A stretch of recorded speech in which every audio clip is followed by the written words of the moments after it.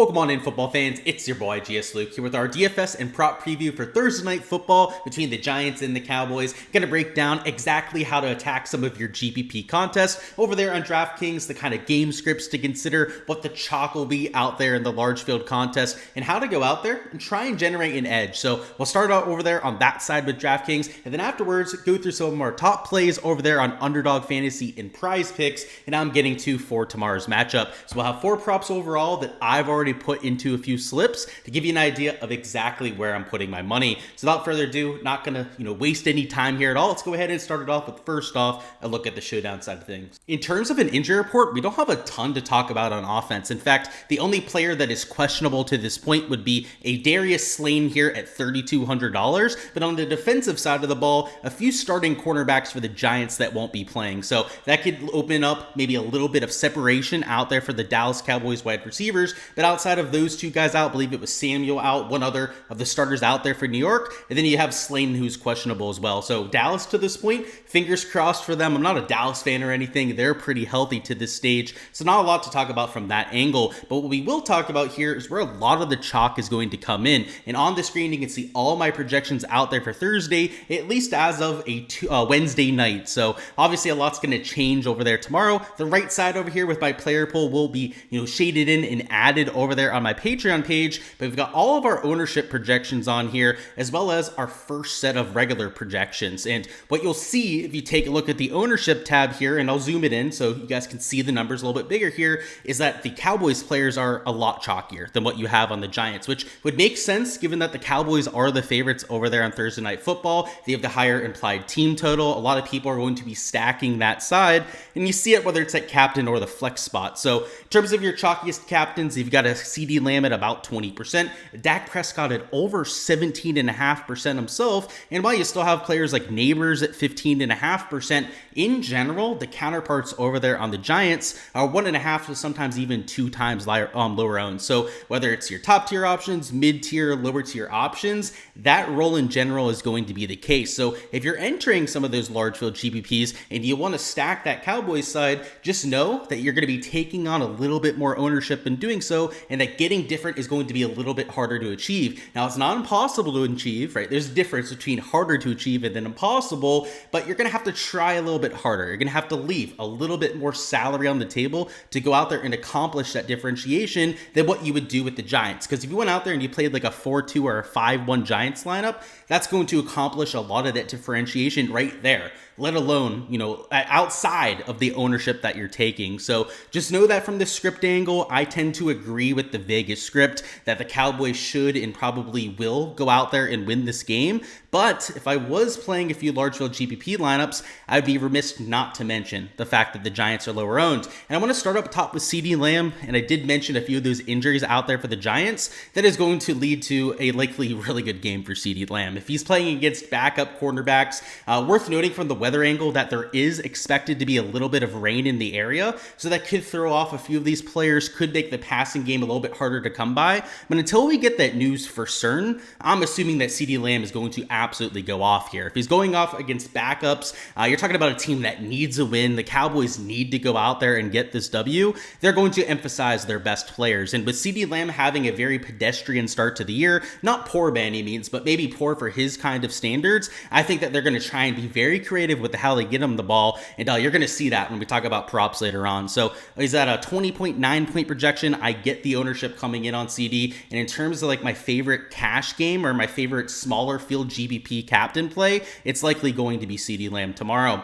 Malik Neighbors here at $10,800 is a little bit expensive at this point, but he's proven that he's an alpha wide receiver even in just his 4th game into the league. He's seen the most targets by far over there on the Giants, including 18 targets a few weeks ago. I believe he had 10 targets the last time out. So this guy is getting the ball early and often out there from Daniel Jones. So it's good to see that kind of chemistry early in his career with his quarterback. Oftentimes it takes a whole season to get that kind of trust out there, and seemingly from week number 1, right from go out there, has been the number 1 target of Daniel Jones. So I understand why he's at this price tag. The thing I'll say is that the ownership at captain is a little bit higher than I would like, so probably not going to be a player that I'm using at that spot. But at the flex position at just the 38.7% ownership mark, if I have the salary, I like the idea of using him as a buy buyback. He's the kind of deep field wide receiver, big play threat at that position that if the Giants are playing from behind, could see a few extra targets. And given that he has that touchdown, that 50, 60-yard play upside every time he touches the ball,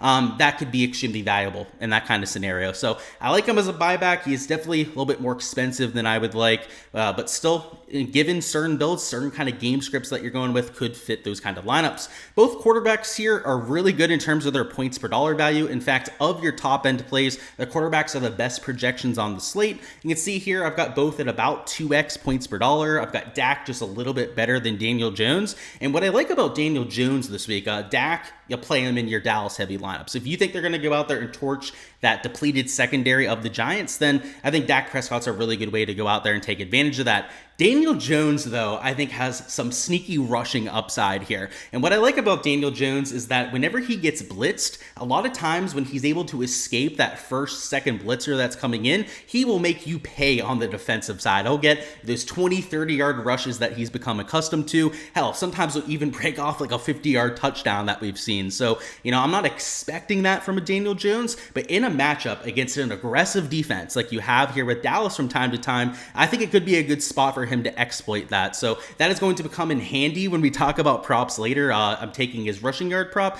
Actually, I don't think we're taking this video, but I did take his rushing yard prop this week because of that kind of aspect.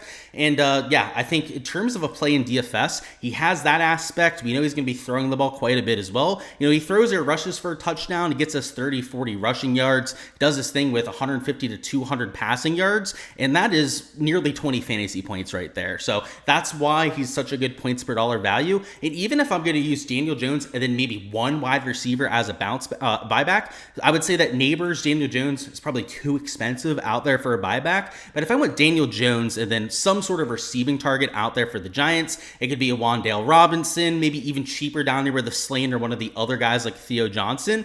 That would make a lot of sense given that maybe he does rush for a touchdown. Maybe it is the fact that he's rushing for 40, 50 yards out there, and that's how he gets to the optimal with just one wide receiver along with them. So a lot of times when I'm going with buybacks, like this would be in a Cowboys heavy build, I'll try and take maybe a running back, a wide receiver from the other team, maybe just two wide receivers. I could see myself going Daniel Jones and then a wide receiver just because of that added aspect on the ground. Devin Singletary has a seemingly good matchup against this Dallas front seven. To this point, Dallas has been ran all over in terms of opposing running backs. So if you're going to play anything that's Giants heavy here, I think the clear way for them to find some success would be to establish the run early and then stick with that throughout the rest of the game. You'd have Daniel Jones, who's probably going to be running some read options, trying to take advantage of that, but also Devin Singletary that could go well over 100 yards in that kind of scenario. So I think if I was going to be playing some Giants heavy lineups, as I probably will in the large field GPP, that Devin Singletary would be a key fixture in almost all of those kind of lineups, but even at the captain spot as well. You can see I got him at about 9.5% ownership, so certainly not being completely overlooked at that captain spot, but at the same time, in those Giants heavy builds, is going to see a massive increase in his usage, which is why I want to get to him there.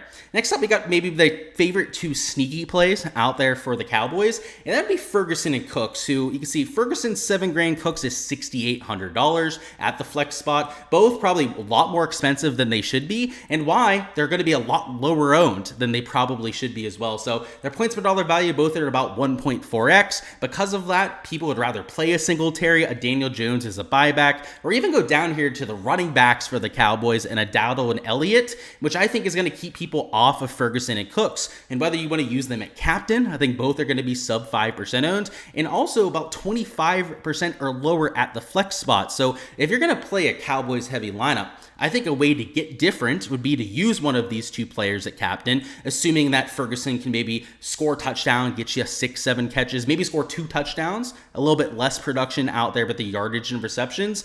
Brady Cook, same thing. Maybe he scores. He gets you 80 yards and 5 catches. You do that, you could very well be the optimal play at this kind of price tag. And by taking a cheaper captain, like what you'd get with a Ferguson and Cooks here, you can also take the Daniel Jones plus a skill position player as a buyback. So it gives you a little bit more flexibility to go out there and fit in that sort of build, which becomes extremely intriguing to me out there in the large field GPPs. So I think that this range right here is where you can start to get a little bit of that leverage. You mix in it's just a tad bit of leverage, right? These guys are still about 25% out. Down here in the 6 and 7K range, you add in a little bit more of that towards the bottom end of the board with your value plays, and you could have a pretty unique lineup, particularly if you're leaving some salary on the table. Dowdle and Elliott, I definitely prefer Dowdle over Elliott. You can see that with my projections. Dowdle about 1.7x when it comes to his points per dollar. Elliott only there at 1.2x. So the ownership would reflect that. You're going to have a lot more people playing a Dowdle, and the way for Elliott to get there with his limited usage would be to score a red zone touchdown. And given that the Cowboys are favorites, I think that there's a lot of equity for him to go out there and do so. So I'm going to have both in my builds. A lot of that will depend, though, on game script.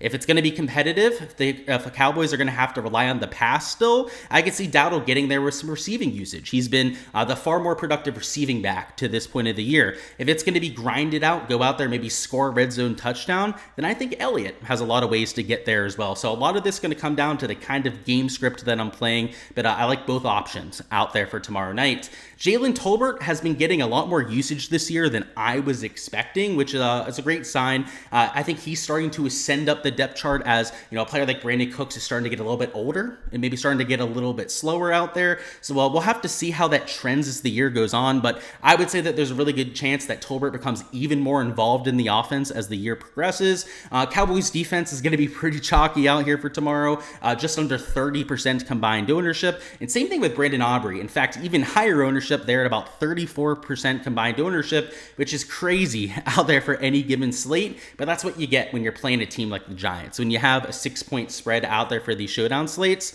the Cowboys side, as we've already mentioned multiple times, is going to be the far more popular option for players. Wan'Dale Robinson, one of the few pieces of Giants chalk that we're going to have on the slate. If Darius Slayton is rolled out, he's going to be even better of a play, but also going to come in probably like 45 to 50% owned. So he'll definitely be the biggest change or the biggest impact from that Darius Slayton news. But if he plays, I think that's going to just lower his ownership a little bit. I could see a few people moving their shares from Wan'Dale out there to Darius, which would make him, in my opinion, a better play. I think honestly, however this shakes out, I think Wan'Dale's a really good option to get to, particularly if you think the Cowboys are going to control most of this game. He's a PPR wide receiver. If Darius Slayton is out, yeah, he's going to be chalky, but he's going to be getting a bunch of targets and a ton of playing time out there. They're going to be using him a lot more than Jalen Hyatt, that's for sure. Hyatt looks like a little bit of a bust. I hate to use the 4-letter B word, but it's true out there with Jalen Hyatt. At the same time, if Darius Slayton plays and Wan'Dale Robinson's maybe going to be a little bit lower owned, he's likely going to see a lot more playing time than Slayton. And if it's in a PPR format where you have the Giants out there passing a lot more, somebody like Wan'Dale Robinson, who gets a lot of those short targets, is the main beneficiary. So pretty much however you dice this up, I think I'm going to be playing a lot of Wan'Dale. So if you're over there on the Patreon page, you will see exactly how I'm deploying them tomorrow. Again, link in the description to go out there and join that yourself. But almost certain that he'll be in the player pool at some kind of fashion, some kind of role for us. Greg Joseph, nothing much to say there. I don't love the play. I don't hate the play, as is usually the case with these kickers. The defenses, a lot of the same. I'd say Cowboys, maybe a little bit chalky. If you're going to use them, correlate it with the rest of your build. Do it in 4-2 or 5-1 Cowboys builds. You're going to go out there and play the Giants, maybe make it a 4-2 Giants lineup that you're going with. Just make sure that they're used properly with the rest of your lineup. Darius Slayton, already mentioned him a bunch of times. Just going to have to keep an eye on that questionable tag as we get closer to lock. Tyron Tracy Jr., not seeing enough usage out there to really warrant playing him. Would have to vulture a touchdown to likely get there. Theo Johnson has seen some targets over the first few games. Unfortunately, hasn't been that productive with those targets. So still seeing usage, could score a touchdown to get there, but outside of some red zone upside, likely not that much in play. Jalen Brooks has been playing snaps for the Cowboys, but is being well outsnapped and outproduced by a few of the other wide receivers. And when you've got Cooks, CeeDee Lamb ahead of you. You got Tolbert taking a lot of those touches. Heck, even Kevontae Turpin, who's getting usage too. It's tough to want to play Jalen Brooks. Daniel Bellinger, he's the backup tight end for the Giants, maybe a little bit of a better blocker, so he's still going to see a lot of snaps out there. Likely needs a touchdown to get there, though. Deuce Vaughn has been seeing snaps for the Cowboys, but he is their third running back. Again, GPP flyer that likely needs to score a touchdown to be viable. Luke Schoonmaker, backup tight end behind Jake Ferguson. A few weeks ago when Ferguson was a little bit banged up, I had some interest in getting to Schoonmaker. Now he's a GPP flyer at $1,000. So you're going to see that. You're going to hear that about a lot of these players down here. Jalen Hyatt, he would need a big play to get there, but he is only $600. And Eric Gray, he'll see a few third down snaps out there for the Giants. If they're getting killed, maybe he gets some garbage time usage and he goes out there and gets there that way. Or maybe they're killing out there, right? It's the onslaught out there towards the Giants. Maybe he gets usage there. But outside of those very specific kind of game scripts, these guys down here are just, again, just a flyer play, right? A complete dart throw that you're hoping to go out there and get there. The players that I feel a lot more comfortable using as value would be your guys like a Theo Johnson, a Darius Slayton if he goes out there and plays. The rest of this board, really from $2,000 and cheaper, maybe I use Schoonmaker in like 10, 15% of lineups just because I know he's going to play some snaps. Bellinger's maybe like a 10, 12%er out there in my exposure. The rest of these guys here, though, are 5%ers at best out there in my kind of exposure. And now for the prop side of things. So going to go over 4 props that I've taken over here on Underdog and PrizePicks that are value out there for Thursday Night Football. So first off, going to start with this Malik Neighbors over on 6 receptions, which is at 6.5 for most of the sports books out there. The reason why I like his over at 6 would be the push equity at that kind of number, and I frankly just disagree with the sportsbook line. He saw 10 targets last week, 18 targets the week before that, so has been the most targeted player out there for the New York Giants, and should be playing in a negative game script. You've got the Cowboys as 6-point favorites, so though he's had that same kind of situation to start the year, this game really shouldn't be all that different. So he's already got that chemistry, he's already shown that chemistry out there with Daniel Jones. You give me that little bit of a discrepancy compared to the other sportsbook lines, and that's why I like that over there at 6. This Rico Dowdle prop is an over at 39.5 yards. The line I ended up getting myself was 38.5, but that 1 yard discrepancy is likely not going to make that much of a difference here, so I'll still go ahead and shout it out here in the stream. I was potentially considering this over on 9.5 rushing attempts, but that got bumped about 10 minutes ago, so unfortunately I couldn't give you guys that as a prop there. But yeah, they've got him at 10 rushing attempts, and he averages well over 4 yards a carry, at least for his career. This year has been a little bit of a slow start for Dowdle, but now that they're playing in a likely positive game script, you could see well over 10 carries tomorrow if they go out there and they get a 7 to 14 point lead, which is why I really like this over for him. So he's the most used back out there for the Cowboys. He's the most productive back for the Cowboys when he's been used as well. And heading into this year, I've got to say I was a big believer in Dowdle. I think at some point he's going to take over that clear number 1 role for the Cowboys. And based on the efficiency that, especially before this year's actually been a little bit disappointing. It's why I don't think he's gone as much usage as he probably should. In the past, though, this is like a 5-6 yards per carry kind of running back. He's powerful enough. He's got a low center of gravity, which helps him grind out some extra usage after contact, but he's real fast and shifty as well. So I think that he's, again, a high potential, high upside kind of play. And for rushing yards, I actually like this line better than that 9.5 rushing attempts. The reason why I was going to shade towards this is I think he's got that big play upside. He's got that yards after contact ability. He's got that big play speed to go out there and make that happen. So why not take him out there from the rushing yard perspective? And now let's go over here to Underdog. So I got this line on CeeDee Lamb at 85.5 rushing plus receiving yards. His receiving yard line is here 80.5, so it's about a 5-yard difference. And if you were here for the DFS section, he's had a little bit of a pedestrian start. He hasn't had the best start to the year, but he is their best offensive weapon, and they need to go out there and win. I mean, they've had a horrible start to this year. If they're going to have any chances of winning that division, they're going to have to turn it around in a hurry. And I know when players get their back against the ball, I mean, you saw it for the Cowboys at the end of last year, just rode CeeDee Lamb week after week after week. They're going to try to get him the ball as much as humanly possible in terms of his receptions,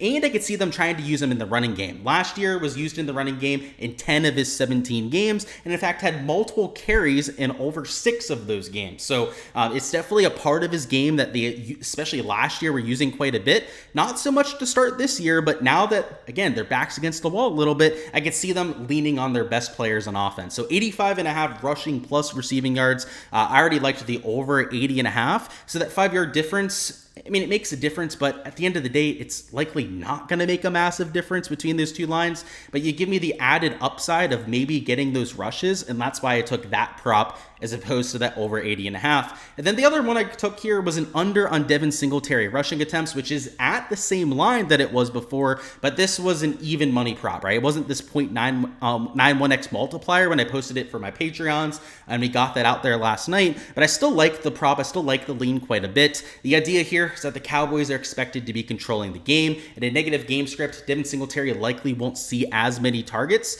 or as many, rushes out of the backfield, I should say. And he was in the minus 130 to minus 140 range when it came to his juice. So if you took it now, I still think it's a decent prop. If you wanted something at even money, you didn't want that 0.9x multiplier, I guess you could go with his under on rushing yards as a substitution. So as per usual, just as I said with the DFS sheet, if you want all my exposure, all my player pool out there for every single game, make sure to check out the Patreon page and the link in this video. It's in the description, I should say. And on there, I'm also posting all my prop slips. So whether it's the Underdog Prize Picks stuff I'm getting to, all the reasoning behind taking each play, all of that is posted over there for my Patreon members. So check out the link in the description of the video, as I said before, and let's have ourselves a little bit of luck out there for Thursday Night Football. Alrighty, guys, that is all I've got for the Thursday Night Football preview. Go ahead, smash that like button if you guys haven't already, and also comment down below who you've got as the top scorer out there for Thursday's Showdown slate for a free chance to earn a month on my Patreon page. If you give me the top scorer and their score within 2 fantasy points, you'll be entered for a chance to win. And the reason why I say entered for a chance to win is people can guess the same player and score. And if you end up guessing it all within 2 points, multiple people that is, it'll be whoever has the closest guess that goes out there and takes it home. So go ahead, claim your player and your score down below. Best of luck out there with that and with any exposure that you guys are getting to as well, whether it's in your GPP lineups out there on DraftKings, your prop slips on Underdog or PrizePicks. Hopefully you go out there and make it a day into the green, and we can continue this momentum we've had to start this season and keep it rolling here for the rest of the schedule. I'm stoked for it. Maybe not the best matchup out there for Thursday Night Football, but still football that we get to take in as a fan, some GPPs, some prop slips that we're going to try and take down. So let's take advantage and make it a good one. So I appreciate all your support here on the channel as usual. Smash that like button, like I said before. Subscribe to the channel so you don't miss any of the content to come, and maybe have ourselves a Thursday evening.